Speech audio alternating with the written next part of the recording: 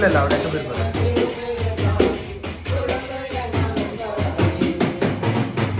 தயார் சொன்ன இமானுவேல் இவர் நமக்கென பிறந்தாரே என்றும் உள்ள தந்தை என திருப்பெயர் தாண்டி குழந்தையாய் மலர்ந்தாரே.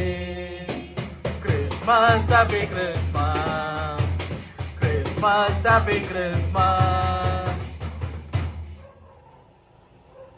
ஆண்டு முழுக்க குடும்பத்தை வழிநடத்திற்காக தெரிஞ்சுக்கிறோம். புதிய ஆண்டில் நம்முடைய பிரசவமான தமிழ் நடத்திருக்கின்றோம்.